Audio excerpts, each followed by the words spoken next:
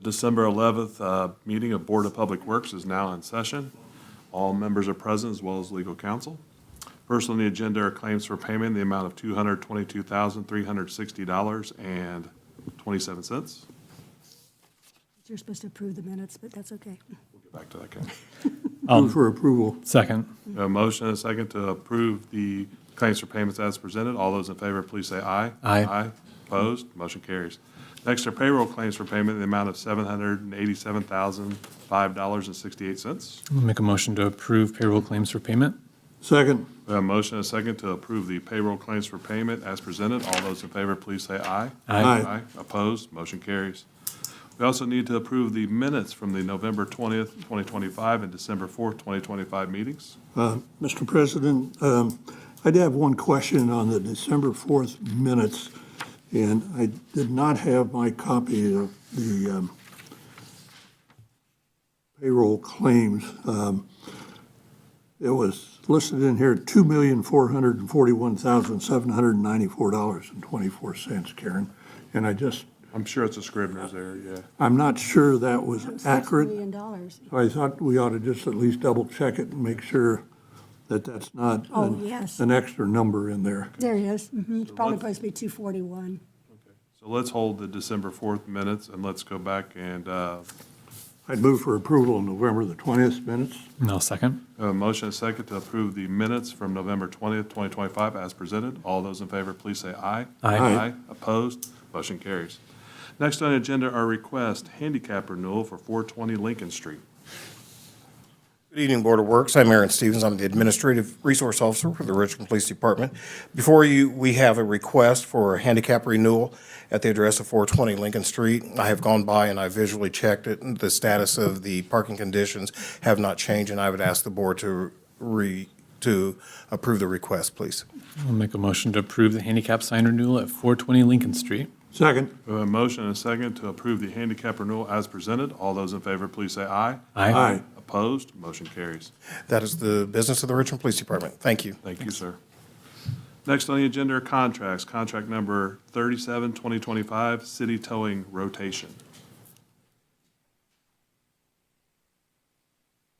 Good evening, Karen No here from the Finance Department.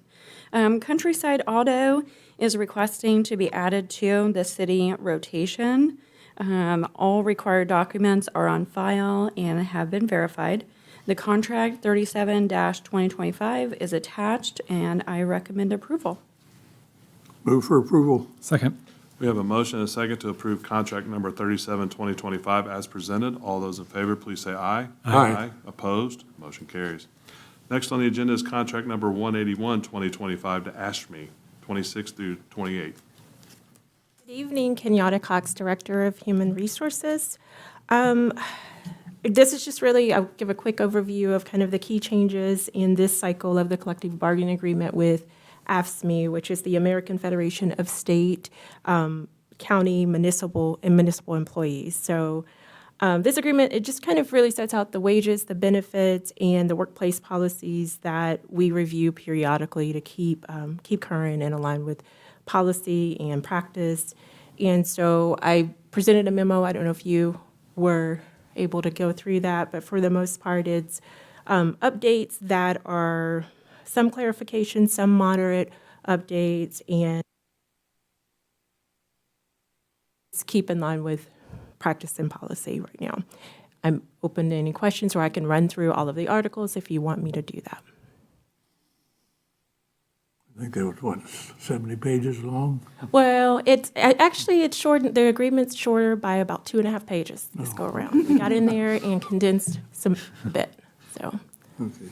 The key thing I looked at, the pay increase was 3% per year. 3% non-compounded, yes.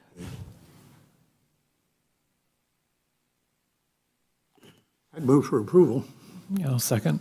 We have a motion and a second to approve contract number 181, 2025 as presented. All those in favor, please say aye. Aye. Aye. Opposed? Motion carries. Thank you. Thank you. Next on the agenda is contract number 183, 2025, Meixel Excavating Incorporated.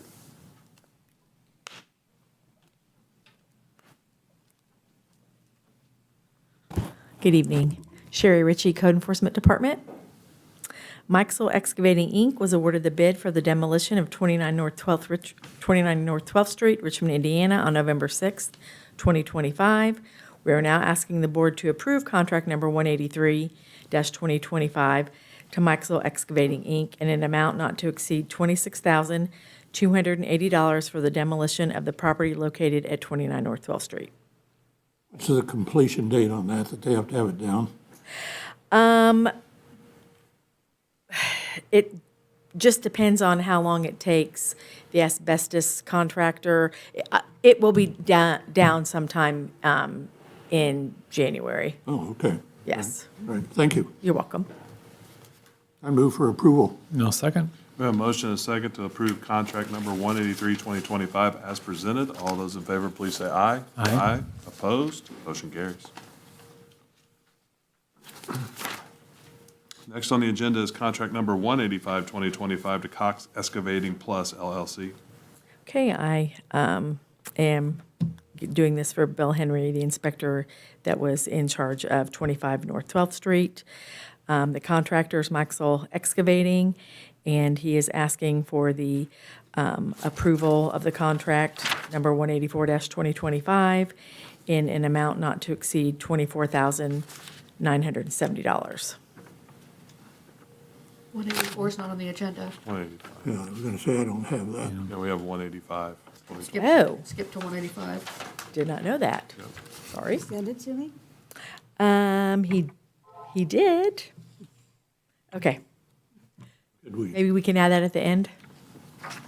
can we add that to the agenda? You can. I mean, the board can amend the agenda if it wants to do that. I Yeah. know I prepared the contract for Bill, and then I didn't see it on the agenda, so I assumed he was holding it till the 18th. No, he asked me to present it for him. But I don't have it here to sign. Okay. I can get them to sign it later. Okay. Uh-huh. Let's do this. Let's continue on with 185. Okay. We'll add one- Sorry about that. We'll come back to Sorry about that. 184 Did at not the end. realize that. All right, no problem. Okay. Continuing on. Cox Excavating Plus LLC was awarded the bid for the demolition of 101 Northwest G Street, Richmond, Indiana, on November 13th, 2025.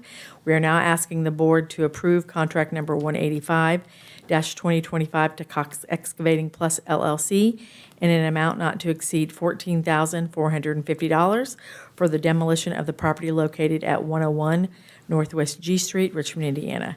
And this property will also be taken down by mid-January. Great. I'll move for approval. No second. We have a motion and a second to approve contract number 185, 2025 as presented. All those in favor, please say aye. Aye. Opposed? Motion carries. Next on the agenda is contract number 186, 2025 Safety Systems. James Dahl, Richmond Police Department. The Richmond Police Department requests approval of a contract with Safety Systems for the purchase and installation of a complete K-9 transport system for a police Ford Interceptor. This equipment is needed to properly outfit a new K-9 vehicle, includes the transport insert and electronic hot and pop safety system with fan package and K-9 fan window guards. Safety Systems will complete all installation, work, and coordinate shipping for the equipment. The total cost of this project is $6,922.03. Funding is available through Department's K-9 equipment allocation. Approval of this contract will allow the vehicle to be completed and placed into service. Move for approval. Second. We have a motion and a second to approve contract number 186, 2025 as presented. All those in favor, please say aye. Aye. Opposed? Motion carries. Thank you. Thank you. Next on the agenda is contract number 187, 2025 to Jarrett Excavating. Hello again. Jarrett Excavating was awarded the bid for the demolition of the following properties on December 4th, 2025. 64 Northwest G Street, 215 Northwest K Street, 423 Northwest E Street, 911 Boyer Street, and 1704 North J Street. We are now asking the board to approve the contract number 187-2025 to Jarrett Excavating in an amount not to exceed $43,589 for the demolition of said properties. And now, this is going to take a little bit longer for these properties to be taken down, since there are so many. My best estimate would be that all of these would be down by the end of February. I'd make a motion to approve contract number 187-2025 as presented. Second. We have a motion and a second to approve contract number 187, 2025 as presented. All those in favor, please say aye. Aye. Opposed? Motion carries. Next on the agenda is contract number 188, 2025, Jared Excavating LLC. Okay, this one's a little tricky. Wicker Excavating was initially awarded the contract to demolish the properties at 218 North 20th and 1024 Sheridan Street, but they have rescinded their bid. And the next lowest and most responsive bidder for both of those addresses happened to be Jarrett Excavating. So we are now requesting the board to approve contract number 188-2025 to Jarrett Excavating for the demolition of 218 North 20th Street and 1024 Sheridan Street, Richmond, Indiana. The total of the contract amount will not exceed $35,965. Move for approval. Second. We have a motion and a second to approve contract number 188-2025 as presented. All those in favor, please say aye. Aye. Opposed? Motion carries. Next on the agenda is contract number 192, 2025, MKSK Landscape Architect. Good evening, Denise Retz, Park Superintendent. It's my pleasure to come before you tonight to request approval of Contract 192, 2025. This is for MKSK located in 200 South Meridian Street, Indianapolis, Indiana, 46225. This is for the Glenn Miller Improvement Plan. Hopefully you've heard about this. This isn't the first time. On October 21st, the Redevelopment Commission unanimously approved $40,000 towards the creation of this plan to develop an improvement plan for Glenn Miller Park. This Glenn Miller Park improvement plan will benefit not only the park system, but the city as a whole. Glenn Miller is one of our city's flagship parks, and it has about 199 acres, with including the Glenn Miller Golf Course. The city deserves a park that is truly modernized, attracts visitors from all areas, and puts Richmond on the map, and that's what we intend to do. And we intend to include the community in this plan. So I come before you to ask for your approval of 192, 2025, and I can answer any questions that you might have. Denise, I'd just be interested in the time frame. So we hope to kick it off just as soon as we can get a PO. Yeah. It'll take approximately 8 months. Months, thank you. I'd move approval. No, second. We have a motion and a second to approve contract number 192, 2025 as presented. All those in favor, please say aye. Aye. Opposed? Motion carries. Next Thank on you. the agenda, I'd like to ask the board to consider amending the agenda to add contract number 184, 2025. I move to amend the agenda. Second. We have a motion and a second to amend the agenda to add contract number 184, 2025. All those in favor, please say aye. Aye. Opposed? Motion carries. Next on the agenda is contract number 184, 2025. Gosh, that was good. Thank you so much. Okay, again, I'm here to present this for another code enforcement officer. So contract number 184-2025 is for the demolition of 25 North 12th Street. The contractor is Maxwell Excavating, and the amount of the contract is not to exceed $24,970. I would move to approve contract number 184-2025 as presented. Second. We have a motion and a second to approve contract number 184, 2025 as presented. All those in favor, please say aye. Aye. Opposed? Motion carries. Thank you. So much. Thank you. Next on the agenda are addendums. Contract number 14, 2025, addendum number 3.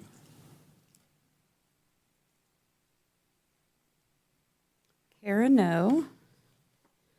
On January 30th, 2025, contract 14-2025 for Bader Mechanic for HVAC maintenance for the city building was approved, and the city would like to exercise the option to renew for 2026 at the same rates. So I am asking for approval for the addendum. Move for approval. Second. We have a motion and a second to amend contract number 14, 2025 as presented. All those in favor, please say aye. Aye. Opposed? Motion carries. Next on the agenda are resolutions. Resolution number 14, 2025, authoring the sale of duty weapons to retiring police officers. Good evening again. Kenyatta Cox, Director of Human Resources. This is more or less a housekeeping item. It's related to the FOP collective bargaining agreement that I'll be bringing before you more than likely next week. Currently, and for several cycles, the agreement has allowed for retiring officers to buy their issued duty weapons. But there's a need to kind of fix the record and for it to show that the board has formally approved for the city to sell them to them. The resolution just simply authorizes that this sale of the duty weapons. So it's for retired officers and it in good standing, and it generally sets out the pricing in the CBA. So is there a specific amount for the revolver? Say that again, I'm sorry. Is there a specific amount, $10, $100? Generally, it's nominal in the agreement, but with regard to their issued duty weapon, it's $1 for that and $1 for the shotgun. And our most recent negotiations, which haven't passed yet, so I can't really disclose that, but that's already been what it has been in the agreement for the dollar amount. And that's been on several cycles of the agreement already. So you've seen this before and you've approved it before. I just want to clean up the record because it wasn't, I want to make sure that it has been formally adopted, that can, so that we stay just kind of following federal and state law with regard to that. Yeah, it demonstrates a transference, correct? I'm sorry. Transference of the weapon at Correct. that point. Okay, legal issues, okay. Move for approval. And second? We have a motion and a second to approve Resolution 2025 as presented. All those in favor, please say aye. Aye. Opposed? Motion carries. Thank you. Next on the agenda is miscellaneous, a presentation of the Department of Parks and Recreation, RE, the food and beverage tax proposal. Phew, that was a lot. Well, it's pretty simple. Yeah, for sure, for sure.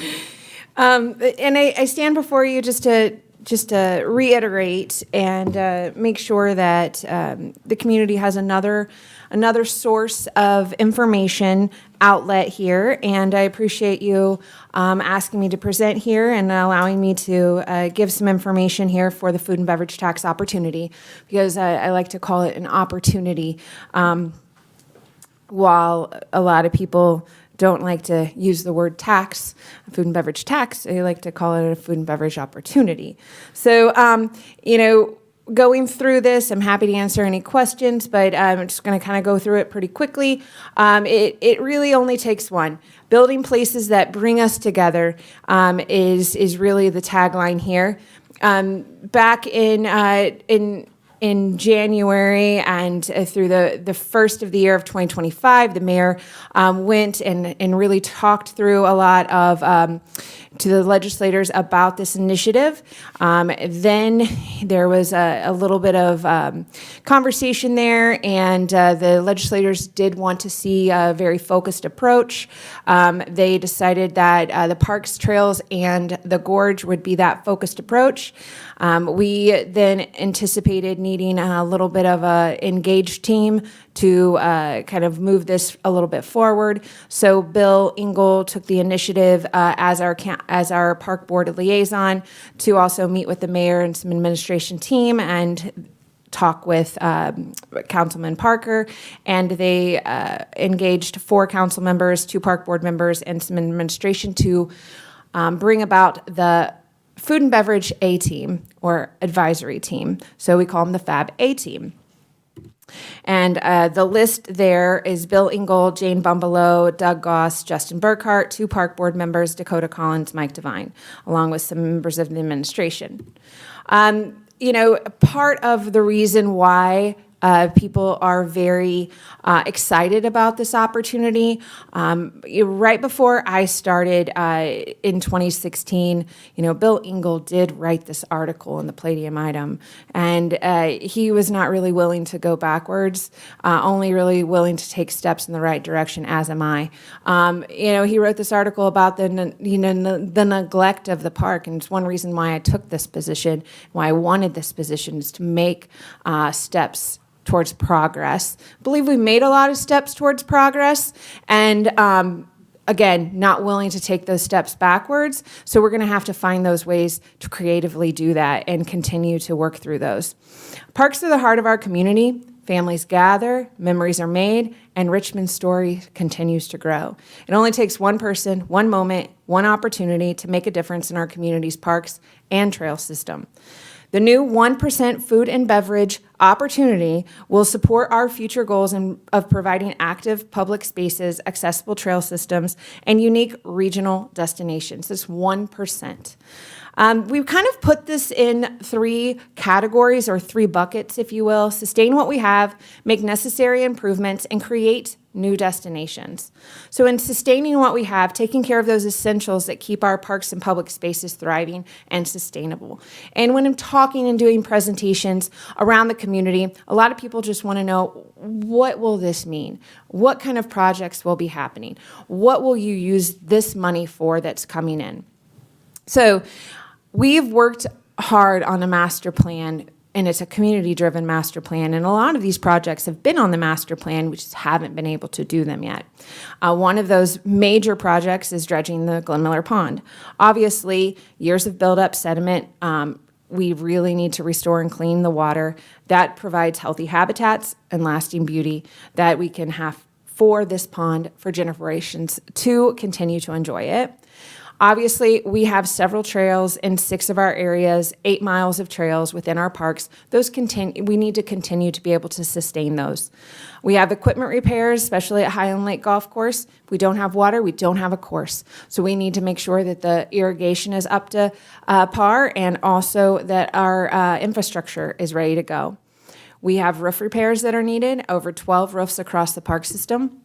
We have capital facility repairs, including this gym of the Charles House that also needs some renovation. And so these are some deferred maintenance items that have been identified in the last 5 years.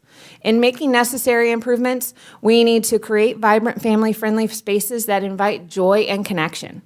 These are things like E.G. Hill Fountain and the historical area of restoration to ensure parks' historic amenities are preserved for future enjoyment. These are things like a simulator at Highland Lake Golf Course so that we can have year-round play. These are things like Glen Miller Playground. People don't really understand that this playground here is 26 years old. It is one of our oldest playgrounds, and it's showing that wear and tear. It's used a lot, and so being our oldest playground at our flagship park really needs to see an improvement. Same thing with the splash pad. It's exactly the same age and needs some love. Signage. One of the big things we saw in our master plan was, modernize signage, modernize the parks, really show some gateway signage of entrances. So that's something we'll be working on. Amenities. Park-wide amenities, that is something that's necessary. Picnic tables, trash cans, trying to help with, less trash. And, right now, the raccoons and different critters can get right into that trash can and they pull out all the trash. And even when, the wind comes, it gets everywhere and causes more work. But, if we have better trash cans, it might be able to help. Creating new destinations, investing in the gorge to honor our music legacy, create new spaces for community events, and attract visitation. So we have shovel-ready projects right now in the gorge. We've got investment already in the gorge, and there's other projects that we need to continue investing in. And providing communal spaces that showcase and preserve our history while focusing on increasing event opportunities. As you can see, some venue updates are needed. A lot of people utilize the Sturgeon area, especially during the warm area times and those months. But if we can really do some venue updates, they can also use it in the cold months. We use it year-round for the farmers market, but it's chilly. Outdoor amphitheater. This is the proposed amphitheater and Riverwalk. We do have funding for the Riverwalk. We're looking for funding for the amphitheater. And so these are things that we hope to, while we have designed and the line work completed, we need to have the funding for it. And this will accommodate over 2,000. When you see the capacity comparison for the areas around like Lawrenceburg and White River, we would be somewhat in line with those areas. And that's what we're looking to attract, right? Outside visitation. So these projects represent more than improvements. They're an investment in community pride, family experiences, and Richmond's future. So if you really want to think about this in a different light, original legislation was approved in 2005, assuming we would have enacted it in 2006, and a conservative amount of 1.5 million received. That's 30 million lost revenue that would have been generated. So if not now, then when? These upcoming projects focus on recreation, restoration, renewal, and all designed to make our parks stronger, more beautiful, and ready for generations to come. We've got a timeline. We're past those timelines. We're into the public hearings. One of those is this evening. The other one is on Monday at 6 p.m.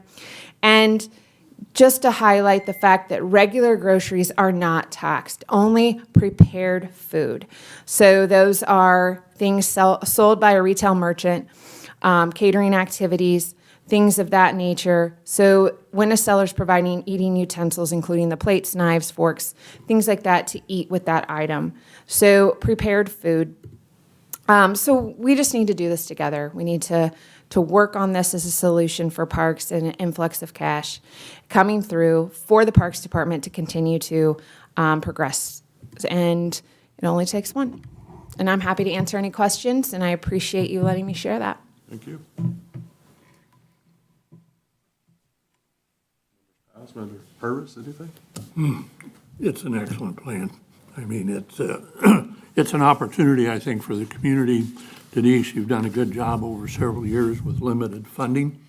The $1.5 million put into the park system down the road could really be beneficial for this community. I know there's going to be a lot of folks out there that look at this strictly as another tax. I've heard it already. As you well know, the food and beverage tax has been considered for several projects over the year. I know we've tried several times to build a conference center, and unfortunately, the leadership at that time and the councils did not approve of the project. And I'm hoping you have 100% approval this time coming forward with this project, that we don't lose this opportunity for our community, because it's an excellent opportunity to put the additional dollars into the park system that we need to complete your projects that you have in mind. And if folks really want to see what's going on, your website has all the plans in there. Go in and look at everything that you're proposing to do over the next 4 or 5 years. It's an excellent plan. Thank you, sir. Denise, just for members of the public who may not be aware, can you explain precisely why the revenue generated by the food and beverage tax would only be going to the parks projects? That is, what the legislation decided. It is something they wanted to focus on. I believe they wanted a more focused approach. I think there were things that were discussed and reviewed and brought to their attention, but that was their determination. Thanks.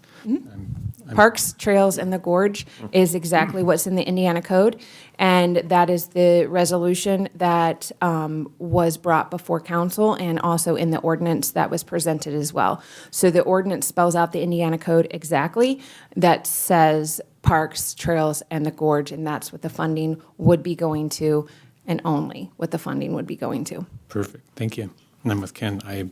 These are a lot of exciting projects. I'm fully supportive of this. Thank you. It's one of those cases, in the past, the food and beverage tax could be used on a lot of different projects. And the objections that I received as I was proposing these conference centers was, what's it going to look like? And nobody will come to Richmond or Wayne County. And you hear this all the time, when that's absolutely not correct. People will come to this area. We have a tourism bureau whose budget's $1.2 million a year. And they bring a lot of people that come in and utilize Clem Miller Park. They use the Highland Lake Golf Course. So we have a lot to offer this community. It's too bad that we have a lot of naysayers out there that can't dream and look at what the possibilities are and what we can be able to do with this food and beverage tax if it is passed. Thank you both. With that, I just wanted to provide a little context. This was a topic in the campaign of 2019, and it was like, hey, we want to get this tax, but what was it going to be used for, and what were we going, and how was it going to be administered.